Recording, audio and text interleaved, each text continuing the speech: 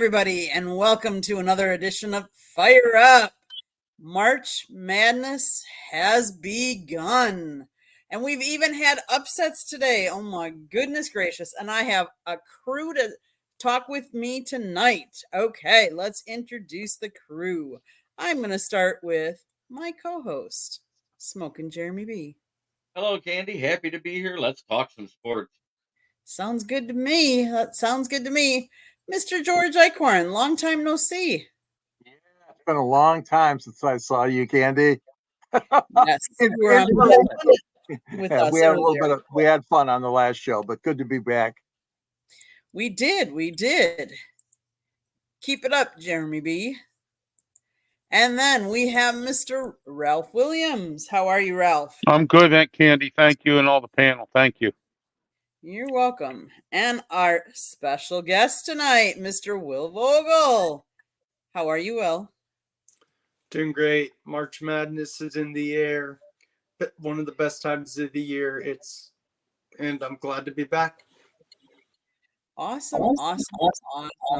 So, Will, since you are our special guest, tell us about a little recap of today. Maybe, upset that you didn't see coming. Well, the upset that I didn't see coming today was just happened. Oakland's going to beat Kentucky. And I told my friend, I said, do you know where the school is? He's like, duh, it's in California. I said, no, this Oakland is in Michigan. So props to them beating a blue blood in Kentucky, a 14 seed beating a 3 seed. Yes, it's not the same feeling as a 16 beating a 1, but you know what? Beating a blue blood in the March Madness in the round of 64, that always feels good, especially when you're the lower seed. Some other things that I really like that happened today. Oregon player Jermaine Cousinard scored 40 points. That was huge. He propelled them to beat South Carolina. Illinois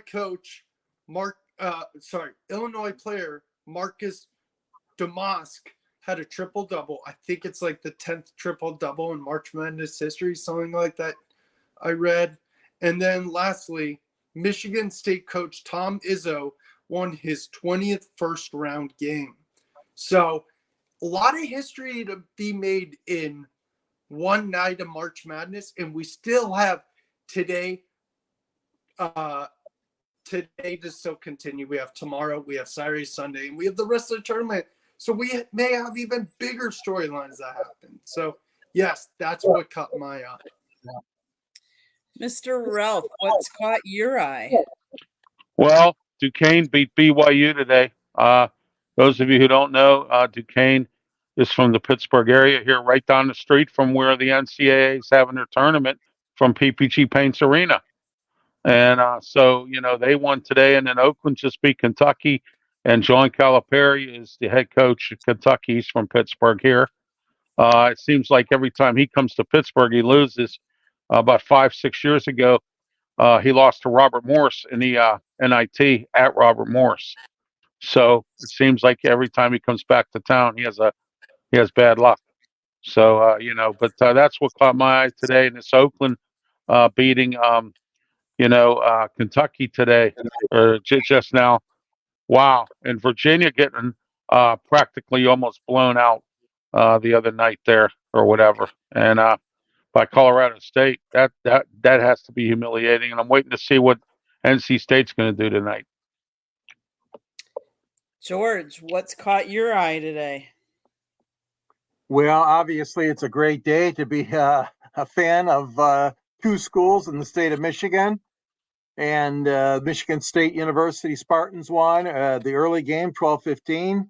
And now prime time, the Oakland Grizzlies defeating number 3 Kentucky. Unbelievable. I just did not see that coming. But I tell you what, they got a coach, Greg Campy, who is all business. The guy's been there 40 years. 40 years. Wow. And to answer your friend's question, Will, no, it's not Oakland, California. They're named after the city. Well, we actually have a city called Oakland in Oakland County. but the Oakland University, of course, is in a city called Rochester, and so that's a very it's a Division I program, but it's taken them a hell of a long time to get this opportunity to knock off a number 3 seed. So I'll tell you what, Candy, like I said, between the Spartans advancing and now Oakland advancing, everybody in Michigan is just going gaga right now. So despite the fact that U of M was horrible, and it's just it's a great feeling, like Will said. The unbelievable fun we have with March Madness and this tournament is just mind-boggling, and that's my take so far on the tournament, keeping it localized here to that point of view. Jeremy, what surprised you today? The fact that I had to work so much, I barely saw anything. But kudos to Oakland. I'll be honest. The other team that he said got blowed out, that kind of floored me, or real close to blowed out. There really isn't a lot other than that. If you look at what's going on right now, the can you explain March Madness for the Aussie? Ooh, I just read that. March Madness is it's actually the top 68 right now, isn't it? Because of the playoff play-in games that they did yesterday. Yeah, it's 68. So there's a field of 64, which started today. Yesterday was the field of 68. There's 4 at-large teams in college basketball that get a chance to play to get to the national championship in a one-and-done format. So they come in, and you get a 68 seed versus a 1 seed over here, and then you get the 67th seed versus this 1 seed, and the 65th, and so on and so forth, until you get it back down to the 64. That's how it works. And we have seen it where a 1 seed has lost in the play-in day. So to say it can't happen, it can. It just doesn't happen very often. Didn't it happen last year? Yeah, it was last year when it happened. That's why I mentioned it exactly. Wasn't it the 65th seed that beat the one from the southeast region? That I'm not sure. Yeah, I can't remember. That's what I think it was the 65th seed versus because 1 seed from each region versus the worst team just outside of their field. How horrible is that to be the guy that is the worst seed outside their field? It's nice to get the chance to play, but in all actuality, you're going, man, what shot we got? I'll tell you I'll tell you a year about March Madness. I was in Vegas and in 1999, and I'm standing down at this hot dog stand. They had hot dogs and French fries. And if you were a guest at the hotel, and I stayed at the Frontier, at the old Frontier at the time, if you're a guest at a hotel, you got for $5, you got a big, huge hot dog and French fries. It actually was $3 if you were if you had a room there. So I'm standing down there. I got this guy standing behind me, and he's smelled like a liquor store and a brewery. And he's standing there with $1 in his hand. And he said he lost all his money on Syracuse. That was the year all the upsets came. Wichita State, Wright State beat Syracuse. Wichita State beat Kentucky or somebody. And it was just amazing. And I saw people coming out of the sports book like somebody shot their dog, and with gloomy faces. And the guy said he lost all his money on Syracuse, and he was standing in line there to get a 99-cent fruit or shrimp cocktail because that was all he had. He had that $1, and he said he blew all his money on Syracuse. I'll never forget that one. You know what's crazy is my brother a few years ago for Christmas gave me these March Madness tickets, and we didn't know who was playing there. We just knew it was in Charlotte. Ironically enough, one of the games I went to was when UMBC beat Virginia. Wow. And I met some UMBC students who gave me a UMBC t-shirt, and I still have it to this day. And it's the only time a 16 seed beat a 1 seed. Wow. Yeah. I do remember that. And then Jeremy, I think you might have been referring to last year, number 16, Fairleigh Dickinson, 63, number 1 Purdue, 50 last year. Yeah, but they Yep. won their play-in game as well. They got there to be that seed is what I was getting at. Yeah, very good, very good. And yours too, Will. Yours was a tremendous upset. Oh my God, I remember that. 2018, number 1 Virginia going down to UMBC. Yeah. Yeah, and you know what's crazy is the year after Virginia lost to UMBC, they turn around and win the national championship the year after they get upset. You're right. Yes, they did. I think they beat Texas Tech, didn't they? Yes. Yeah. Yes. And then let's not forget, was it 3 years ago, the amazing run by Virginia Commonwealth all the way to the yeah. Final Four? Wasn't that right? Didn't they go all the way to the Final Four? VCU, Yeah, they did. Loyola, Chicago, bunch of Cinderella teams. Not just Loyola. Last year, FAU was in the Final Four. Yeah. Yeah, and FAU San Diego last State. year, yes. And San Diego State, nobody predicted that last year. Oh, And, yeah. let's not forget, that also was the year, it wasn't just Loyola. It wasn't the main branch of Loyola. It was Loyola Marymount. Yep. The one that the nun Was graduated. that the one Patino was coaching? Or no, he's the one coaching the Loyola in New York, right? Yeah, he was Loyola, New York. Yeah, New York. Okay. I knew he was one of them, but I didn't know which one. So yes, kudos to Michigan State. Kudos to Duquesne. Creighton won big over Akron. Arizona won big over Long Beach. North Carolina won big over Wagner. Illinois won pretty big over Morehead State. Oregon upset South Carolina as well, though. That was 11 seed beating a 6 seed. And I think typically we've seen the seed that wins the most is 12-5 normally, I thought, in upsets. Yes. Not necessarily 11-6, but I think it's normally the so. 12-5. So, yes, Dayton won. That wasn't an upset, but that was a close game, 63-60. Oakland did squeak it out 80-76, and Texas beat Colorado State. So the question is, there are some games tomorrow. Anyone want to predict an upset that they think will happen tomorrow? I can't even remember who the games are tomorrow. Right You know now. what? I'm just going to say this. I didn't pick them in any of my brackets. Okay, I wouldn't say they're going to beat them, but I think they're going to give them a fight. I can see Vermont beating Duke because you know what? Duke had a really bad ACC tournament. And I'm not saying this just because I'm a Tar Heel and I don't like Duke. Duke had a really bad ACC tournament showing, and they lost to NC State, who eventually ended up winning it. Yes, it looks good when you lose to the eventual champion.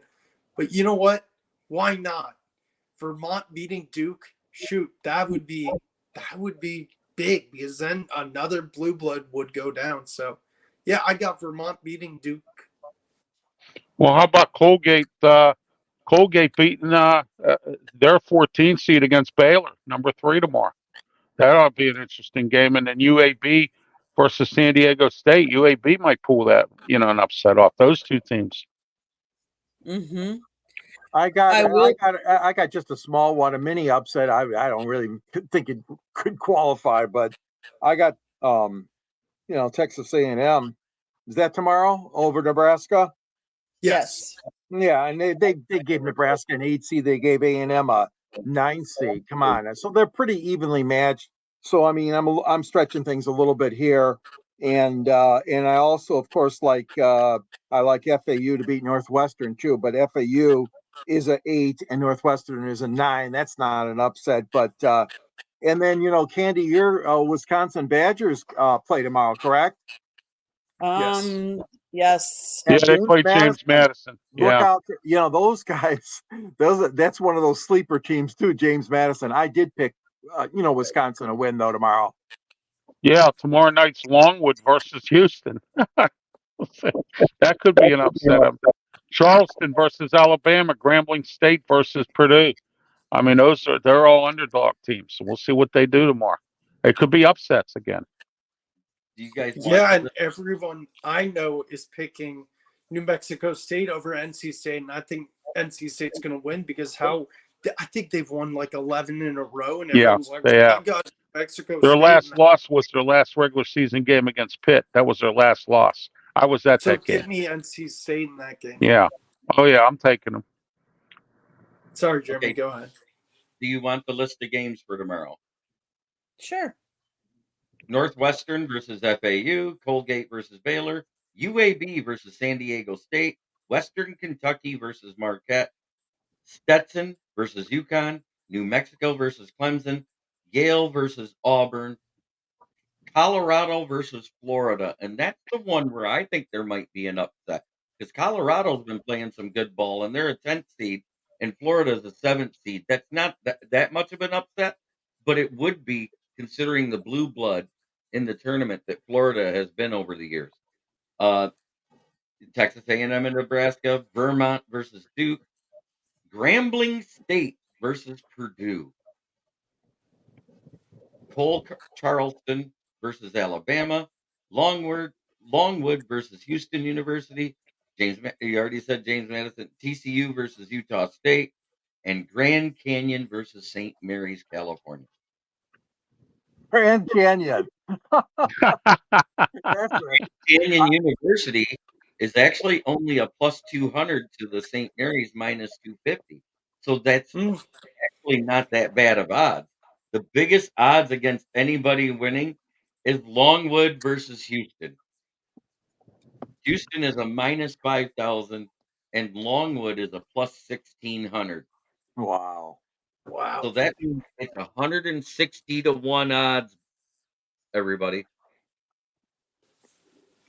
If you're gonna bet, that's the one to bet on. That Powerball and Mega Millions, they're all would get you a boatload of money these days. Because Oh yeah. Yeah, a $10 bet can get you 1,600. Mm-hmm. Yeah. Exactly. Oh, I take that back. I scrolled up a little further. There's one worse. 2,501. The 2,500, which is 250 to 1, Grambling State over Purdue, which is a negative 10,000 to win. Oh, jeez. Well, hats off to Grambling State. Yeah, they won the play-in game. Mm-hmm. And this is the furthest they've ever gone, right, Ralph? I don't think they ever won a first round game. Who, Duquesne? No. Grambling. Grambling, no, they haven't won. No, not at all. They never won one. Neither is Duquesne. Duquesne, the last time Duquesne was in the NCAA was in 1977. And Norm Nixon was part of that team. So, wow. Yeah. And they didn't make it past the first round. And Stetson versus UConn gets the same odds as Grambling State versus So, there's a couple of them there. Hey, we could see what I saw in 1999. You never know, You could be seeing.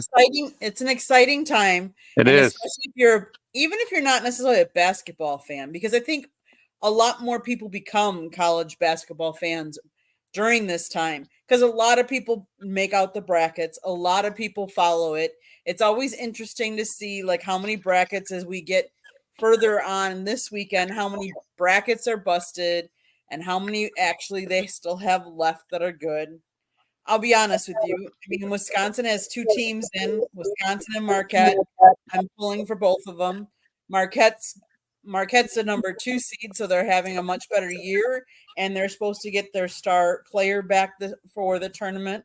Kolek, who didn't play in the Big East tournament, for those people that were watching the Big East and saw UConn take it. UConn looked good, don't get me wrong, but they did not take it by a lot in that Big East tournament, considering Marquette's best player was not playing. Right. But it's always an interesting time. And Florida, we actually have 5 different teams in the tournament, which I thought was pretty impressive for a state. Yeah. Okay. So anybody else want to talk anything more about March Madness? Any last minute comments or anything like that? I'm good. I don't have anything. Okay, so I'm going to bring a topic. I'm going to surprise all of you because I didn't tell any of you guys I was putting this topic on here at all. But I Right. thought it was very interesting. Today, the Dodgers started, and I'm gonna mispronounce his name. I know it. Yoshibu Yamamoto today made his major league debut when they played in Seoul. He made it all of one inning. He's a right-hander. He recorded 3 outs, 5 runs on 4 hits, 1 walk, and 1 hit batter in Thursdays. He's 25 years old, and he labored through 43 pitches with only 23 of them landing in the strike zone. What Wow. do you guys think about knowing that we've been going through spring training, that his first game, he can't even make it through the first inning in only 43 pitches? George. Well, You're- I tell you what, Candy, I was really shocked to hear that. I mean, I know it was a slugfest. San Diego, winning this second game there in Korea, 15-11. But yeah, he did not look at all like the $1 million baby that the Dodgers hoped they got when they signed him. That was a big splashy signing, just like Otani was, and yeah, he looked horrible. You're right. I mean, 43 pitches and only 23 were strikes. And it wasn't just him. I mean, on the other side of the ledger, Musgrove gave up 5 runs too. He pitched 2.2 inning for San Diego as the starter. But I mean, this guy Yamamoto, he's gonna have to really go back to the drawing board, so to speak, in his next start, which, as we know, won't come until late in March when the official regular season begins. But yeah, I was surprised, Candy. I did not expect that from him today. They gave him on the offseason a 12-year, $325 million contract. The Wow. deal is the largest guaranteed contract for a pitcher in MLB history. This guy plays for the Dodgers, you said. Yes. Yeah. Well, that's the Dodgers. They give big money out to people, and I've said this many times. I've had arguments with Dodger fans and people who cover the Dodgers, whose names I'm not going to mention here. But I've had this argument with them, and I tell them every year, and I'm always right. They always fail in the playoffs, and they spend all this money, and I think this is the year that Dave Roberts might get fired if they don't make it past the first round of the playoffs. Agree. Will, your thoughts? I agree with that. He may get fired if they don't make the first round of the playoffs. I'm shocked. Yes, it's definitely an adjustment going from pitching in Japan to the major leagues, but the pressure was on him. He's 25 years old. It's hard to make an impact right away, but yeah, it's disappointing to see him struggle that much in a first game. Like, I wish he pitched better, but you know who else didn't play well in that game? Otani. Otani went 1 for 5. Yes, Otani had a huge game the game before, but Otani struggled this game. But you know what? Like George said, he'll have to go back to the drawing board, figure out what pitches work for him. Maybe spend a little time after practice one day or after a game one day, just a little bit, not too long, and get better communication with you and the catcher so you can be on sync. Not saying it's the catcher's fault, just working with your catcher to see which pitches he likes, which pitches he doesn't like, which he thinks are favorable towards the pitcher. But yeah, it's disappointing, but you know what? It happens to the best of the pitchers sometimes. But yeah, it's definitely an adjustment period for sure for Yamamoto. Jeremy, your thoughts? All I know is when that money hit his bank account, he started singing like he was from Styx, Domo Arigato, Mr. Roboto, whatever his name is, because he's getting paid to fail, is what it's looking like. 23 strikes out of 43 pitches. That means 20 of them were outside the zone. One of them was a walk. We don't even know what the count was of that walk. Was it 4-0? Was it 4-1? Who cares? It's a travesty. When you play that bad as a pitcher, because the pitcher sets the mood for the defense also starts to fail. You start getting what was it that they called it in the movie Major League? If you olay a ball like that again, I'm gonna make you do push-ups. Remember that? Yep. Mm-hmm. So not putting your body in front of it to make the stop, so you stop the bleeding. That's what he's talking about. Don't just sit there and lay your glove and go, "Oh, it made it past me." Mm-hmm. Yeah. But that's Part of the, all go part ahead. of it. That's all part of the game. It's the mental part of the game. If your pitcher stinks, your defensive mental attitude stinks. Correct. What surprises me is he has struggled all spring training. He is posting right now an 8.38 ERA, Ooh. 1.97 whip across 9 2/3 innings in 3 starts. Yet we gave him what kind of a contract? Come on, Dodgers. 300 Really? million. Are you kidding me? Come on. Oh my. And it's 12 years too. I'm like, and the breaking news was that JD Martinez agrees to a 1-year, $12 million contract with the New York Mets. The interesting part of JD Martinez's contract, obviously the deal is pending because he's pending a physical, but it will pay him $4.5 million this season and $1.5 million in deferred money from years 2034 to 2038. Wow. Well, That's Talk about almost the Bobby Bonilla contract. isn't it? Everybody, the Yeah. Bobby Bonilla contract.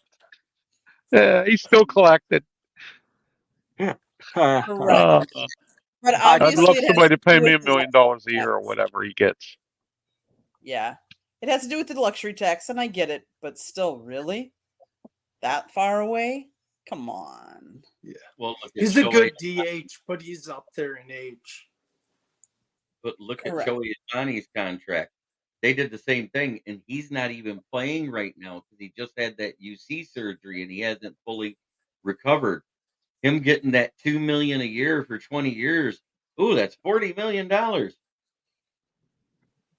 Think about it.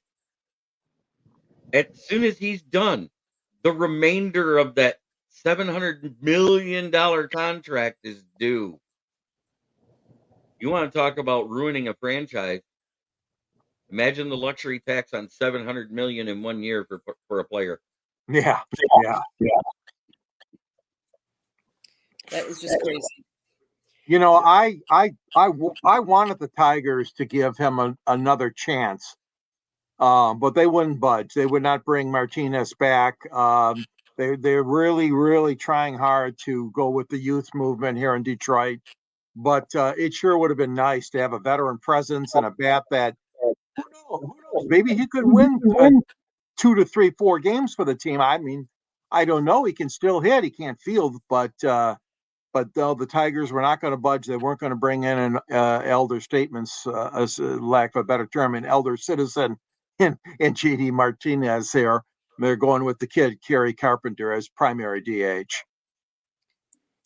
Okay, so let's switch to more of Jeremy's wheelhouse. Let's switch to a little football, and I'm going to talk about Coach Prime.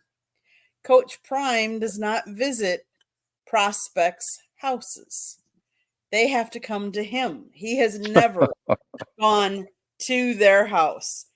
By contrast, Texas coach Steve Sarkisian has made 128 off-campus recruiting visits, and before Jim Harbaugh left Michigan, he had visited 145 different people's houses. So the question is, as a recruit, Do you want a head coach to come to you or not? Jeremy, you can start with this one. It really depends on the situation. What if you Okay. are one of these kids that grew up in the poor neighborhood and your parents' house isn't that great? Do you go and rent a hotel room to have the coach visit you? Or go rent an apartment with your family for a month with a special deal, paying extra rent just to look like you have a nice livable space for a coach to visit? I think it would be better if kids did more in-campus visiting than coaches going to their houses. Just because, think about this. If you make less than $20,000 a year right now, you're in the poverty level. Your average rent for a one-bedroom apartment is $1,750 nationwide. Your average income is $15,000 a year. Wow. Yeah. So your rent on average nationwide from the highest to the lowest is $1,750. That means nationwide, there's a bunch of people that can't afford a one-bedroom apartment because they're coming up $2,500 short a year. And that's putting it into perspective for Mm-hmm. those of us that did come from a family that was when middle income meant something. Correct. And I'm not trying to be political about it. I'm being fiscal about it. I agree. Jeremy, I know I'm this is behind on a past topics, but I'm going to put up some comments because I really need to go to we need to address some of our people that are in the commenting on the show here. If you could read them for us. Absolutely. George Mason made an insane run a few years back, economics and athletics at the same school. Go Pioneer or Grizzlies. Taking a OU already has made me in a big points lead in my bracket. Pitchers are more finicky than netminders, and this is true. That is true. Patty Grimes is chiming in saying, "What's up from Arizona?" Have to acknowledge all the people in the chat room because without them, we just be talking between ourselves. And Right. here's when James Burgess said, "In New York City, you can't live indoors for less than $75,000 a year." Yeah. I believe it. Anybody else want to comment on coaches going to them or them going to the coaches? Okay, Mr. Will. Yeah, I agree with Jeremy. I think it's better for the student athlete to go to the campus because then you can see the team's facilities and the field, and you get to meet potentially your future teammates and your future coaches and your future professors, and like it gets you into like feels like you are at the college, like gets you more comfortable with going to the college, leaving home, and not when you first get there and you're like, oh my God, it's going to be so hard to adjust here.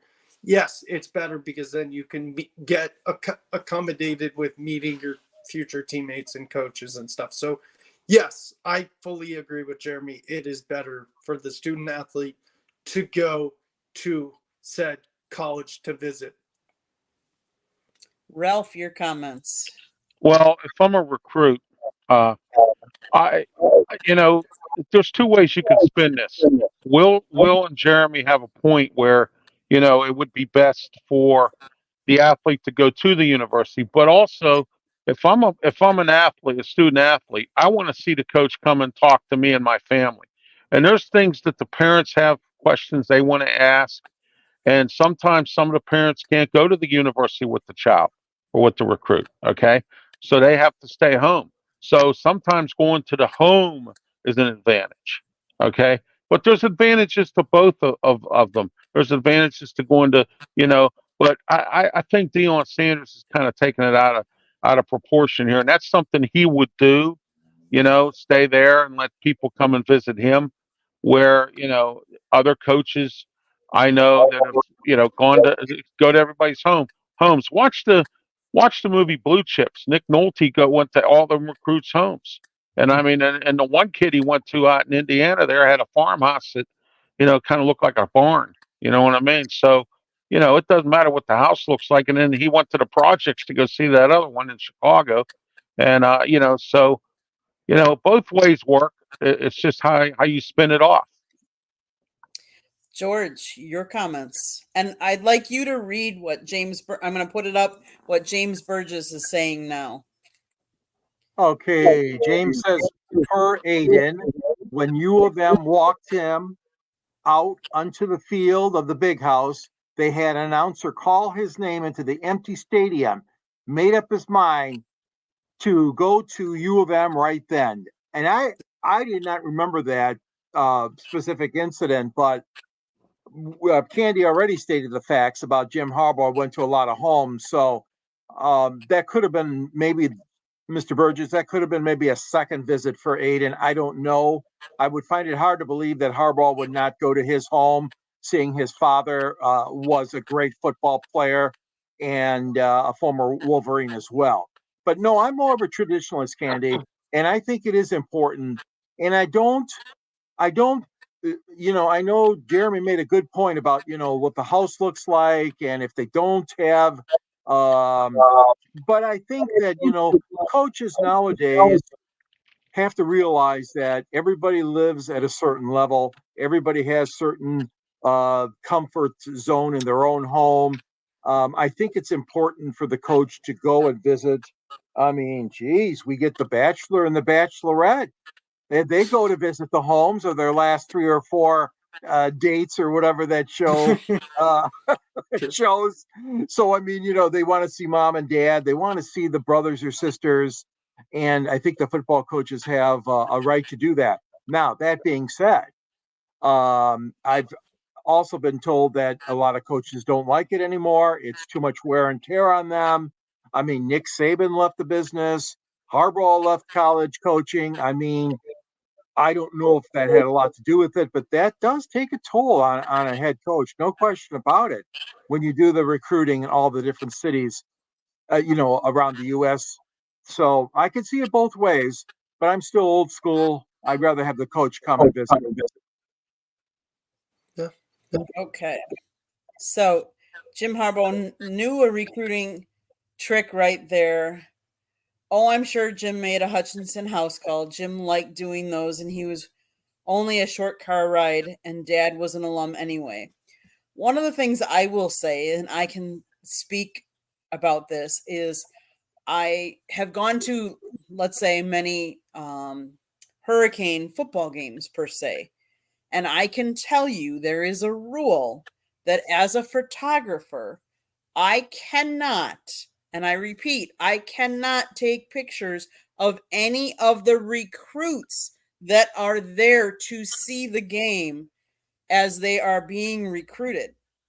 That is a rule. So I know they bring these guys to the different schools, and I think that's definitely important.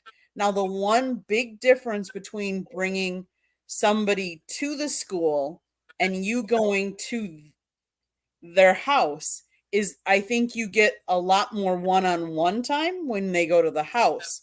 Whereas when you're bringing them to the school, you could be bringing a whole class or a whole group of people.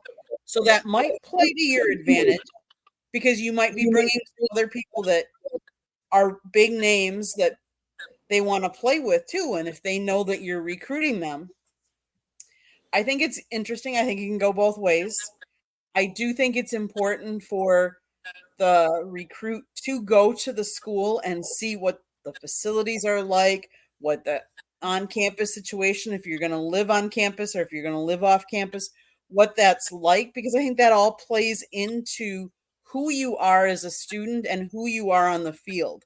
Because if you're not happy with your surroundings, it's going to come forth on the field as well. So I think that is very important. I think it's also important that when a coach goes to you, that's the head coach.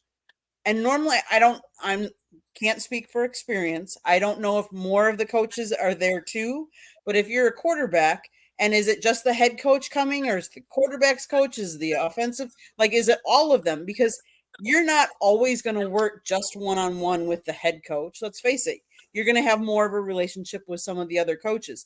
And I think that's what's really important because I think, yes, we all want to play for a big name. Oh, it's great to be playing for this person or this person. And and this big school or whatnot. But I think part of it also is surrounding around you. But that's just my personal opinion. No, I agree. And I don't get paid millions of dollars, and I never did to go to college or anything. I mean, I went to college, but that's because I paid, not because somebody else paid me. So, any other thoughts, feedback, comments? No. No, I'm good. I think it's time to go to my town. My favorite segment. Let's see. Let us start with Ralph tonight. You're on mute, Ralph. Sorry about that. That's okay. I had some emergency vehicles going past my apartment here, so that's why I put it on mute. Anyway, we have the NCAA tournament here. I'm very pleased that Pittsburgh can host that. But what I'm not happy with is, and I said this to the mayor, and I happen to be friends with the mayor, that you need to clean the city up for this tournament. And they did nothing to clean it up. There is nothing for people to eat at, like a diner kind of setting. There's not even a McDonald's in downtown Pittsburgh anymore. So we have 3 diners in the Strip District, which isn't far from downtown. But if you're staying at one of the downtown hotels, you want to walk close by, and you're staying near the PPG Paints Arena, and you want to go somewhere and have breakfast in the morning, and you don't want to pay $40 for the buffet there or whatever they charge at some of these hotel restaurants, and you want to go somewhere to a diner, you literally have to take Uber or whatever. And I brought this up to the city's attention numerous times that you need to clean the city up. When they see tents and with homeless people in them and stuff, that's a disgrace. And there's already complaints being lodged by people staying in town for this tournament about the way our city looks. And I think it's a disgrace, and I think the mayor ought to be ashamed of himself. I think he ought to step down, because I think that this is sad. We have the NFL draft coming in 2026, I believe. So we better really get our city cleaned up for that. And that's the way that is today. And then Rowdy Zealous, or whatever his name is, finally made his way back into the Pirate lineup. He played today, so had some hits against Toronto. And even though the Pirates lost 3-2, and the Penguins, well, we have an amusement park here called Kennywood, and they have a roller coaster there which says Penguins on it. That's the way the season has gone for the Pittsburgh Penguins. And the Steelers are about to make, or already have some of the trade made for Terry McLavin there from Washington Redskins, wide receiver. We're going to give him a second, 5, and a 7th round pick. And we're getting Terry McLavin, and we're getting their 7th round pick. So Omar Khan, the Khan man, will be stacking up picks again while the draft goes on, even though we lost some. And that's my town. Will, what's happening in your town? So in my town, we held March Madness, the first round today. UNC beat number 16 Wagner. Number 9 Michigan State beat number 8 Mississippi State, and Texas beat Colorado State. And the night game is in Charlotte, Tennessee versus St. Peter's, and it will continue on Saturday. Also in Charlotte, it was announced, I think yesterday, that they will be hosting an international friendly for club soccer between 2 European powerhouses. I'm not going to say, like, they're well known. Chelsea FC versus Real Madrid FC, and those normally draw in a lot of fans. So to get 2 of the most famous clubs in soccer history, that's huge for the city of Charlotte. So yeah, love seeing that. And that's my Okay, Mr. George. Well, I know we've talked about this fella before on some other shows of ours, but my town is, again, Detroit. We are very concerned about a man who was getting millions and millions of dollars to play shortstop here, and you guys know who I mean. Former Chicago Cub, Javierbaez, barely hitting 100 during spring training in Lakeland where the Tigers train. And it's a situation where the Tigers are kind of handicapped because they don't have right now in their pipeline a kid ready. I mean, Creedler has got a possibility. There's also another couple other shortstop in the Tigers farm system, but Baez was supposedly going to report to camp with a new attitude and some new life to his bat, but I'm telling you, it doesn't look good right now. The Tigers lost today. They played pretty much their starting lineup. They lost to the Mets, but they've had a really good preseason, the Detroit Tigers down in Lakeland. But Baez is just like, oh my gosh. I mean, where can you go with this guy? He's fallen off drastically in the years since Detroit obtained him and since he was the MVP of the National League. He's a finalist, I mean, with the Cubs at one time. But he finished last season with a 267 OBP, which is the worst among all qualified hitters. So it's a situation where I don't know what's going on with this guy. He is just not doing justice to that huge contract the Tigers are giving him. But like I said earlier, it's a situation where they're going to try to still ride the rapids with him and try to make sure that he realizes there are coaches that can help him, video coaches. I don't know what the situation is with getting him to major league level hitting, but it's just sad what's happened so far. And there's always hope. Maybe something will happen in the regular season to start him off with a better OPS. But he's really, really hit the skids since the Tigers signed him. So that's my story. Opening day is just around the corner. Tigers open up in Chicago against the White Sox, and then they got to go to New York to play the Mets. It's going to be a bit of a stretch for the Tigers to open up winning ways, but we'll see what happens. And hopefully Baez will be able to somehow get out of this funk.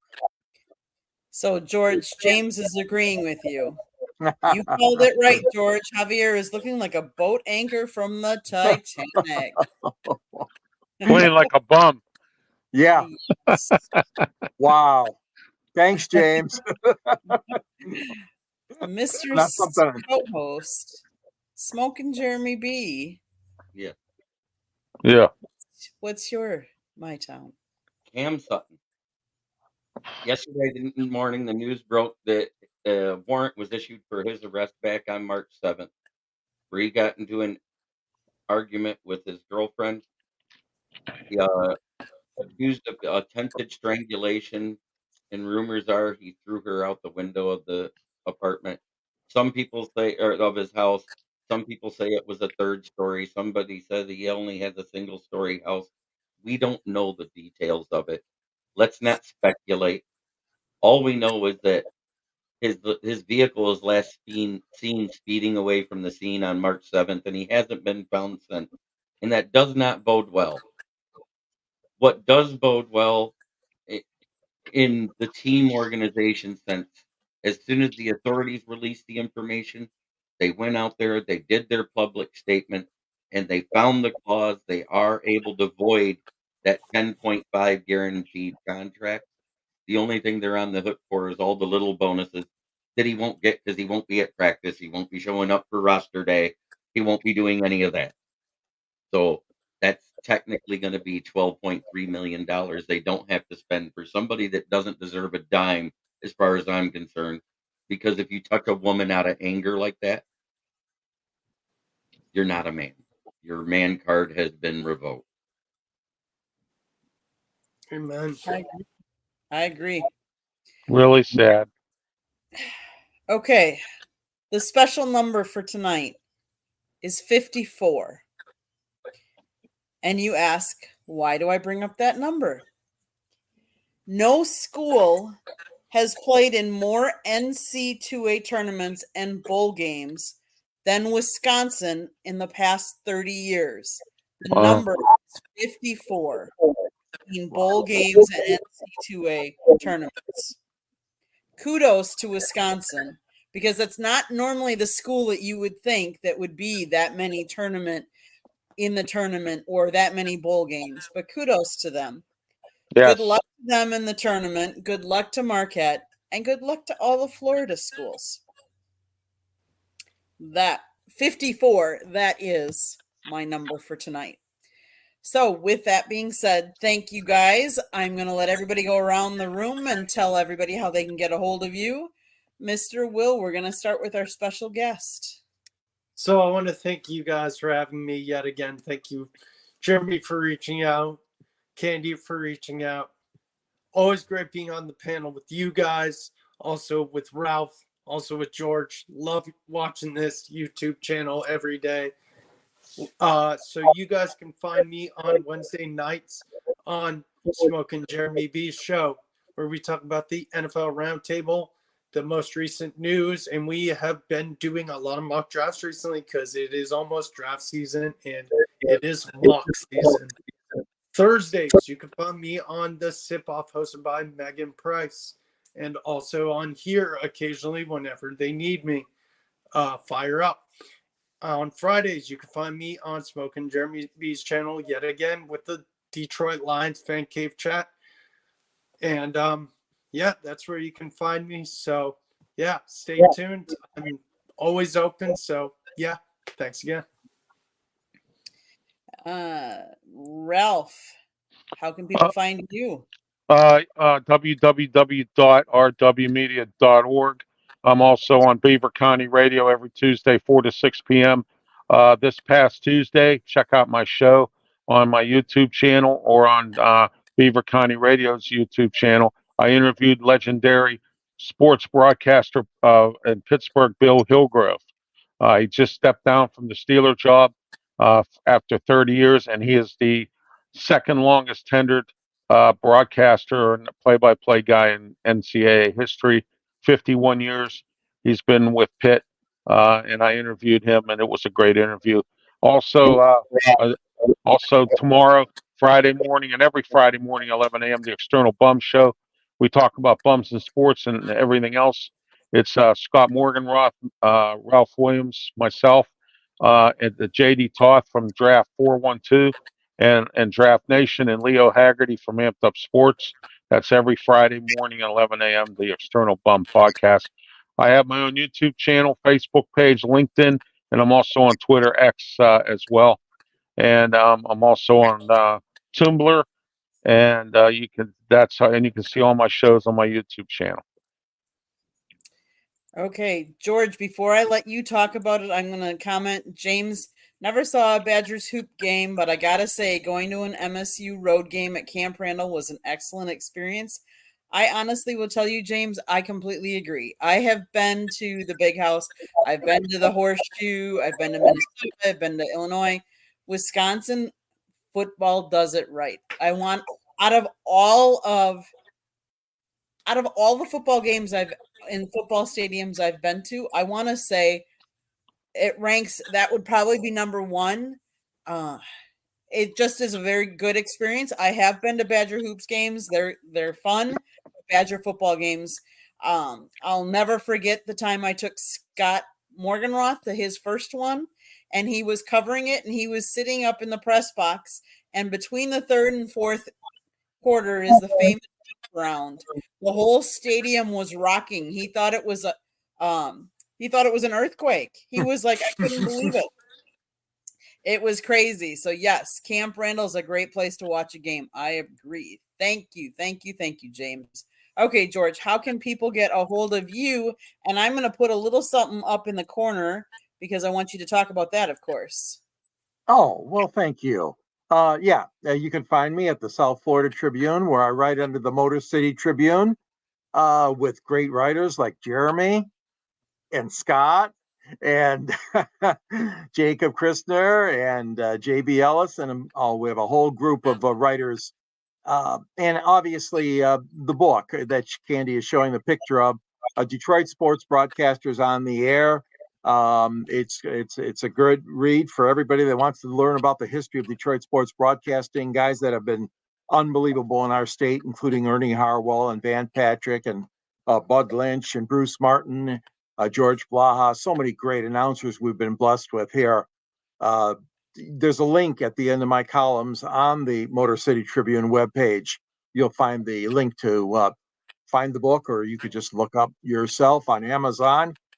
You can also reach me at gicorn@yahoo.com, on LinkedIn under my name, and also on Twitter at SanGSports99.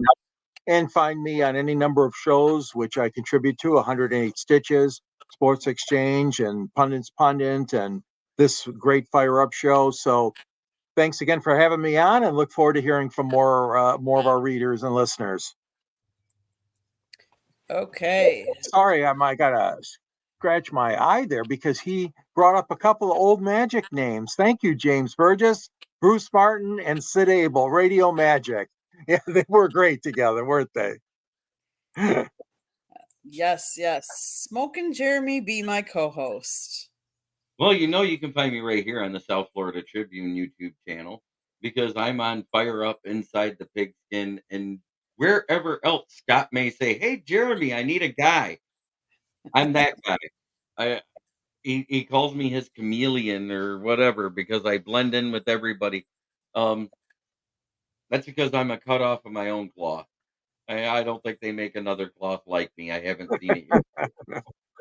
Uh, but at the same time, you can also find me on the SouthFloridaTribune.com underneath the Motor City Tribune heading. And yes, George Eichhorn is one of those writers with me, as well as Scott, J.B. Ellis, Jacob Krishner, and many others.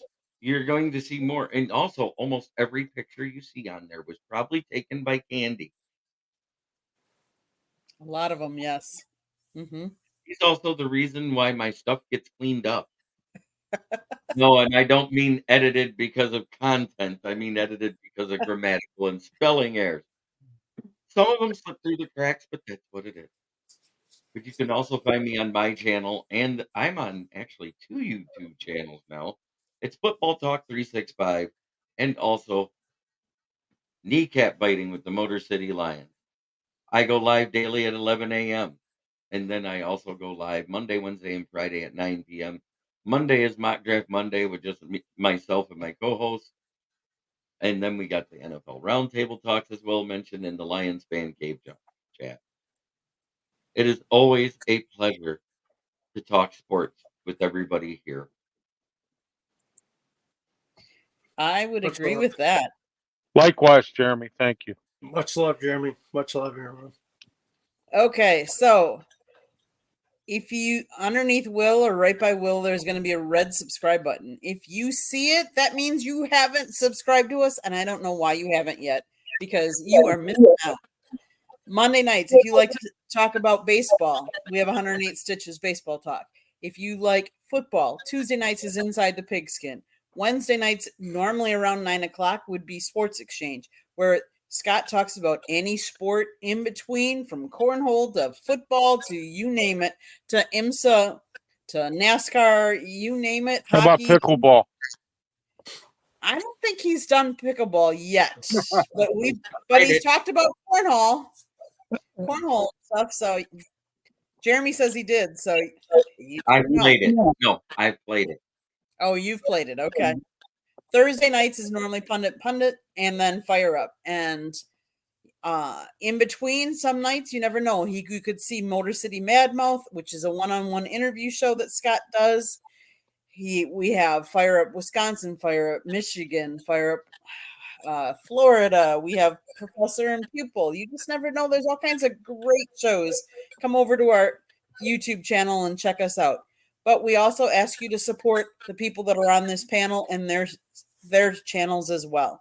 Watch them, catch their shows too, because if you like them here, I'm sure you're going to like them on their channels as well. Go to our website, www.southfloridatribune.com. Like Jeremy said, there's all kinds of writing, there's all kinds of pictures. If you have ideas, email us, southfloridatribune@gmail.com. If you want to sponsor a show or advertise, you can call Scott 954-304-4941. If you like to listen to audio version, we are on all the podcast platforms. Go check us out, iHeartRadio, Apple, Google, or wherever.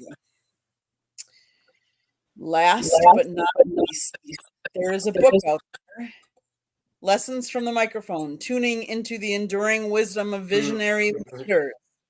Scott Morgenroth wrote it. It talks about his 40 plus years in the media business and how it's changed. And he's talked about who he's interviewed. If you want to see a picture of him as a young pup with Muhammad Ali, it's in there. So go grab the book. Amazon Kindle or Barnes and Noble. Go out and buy his book.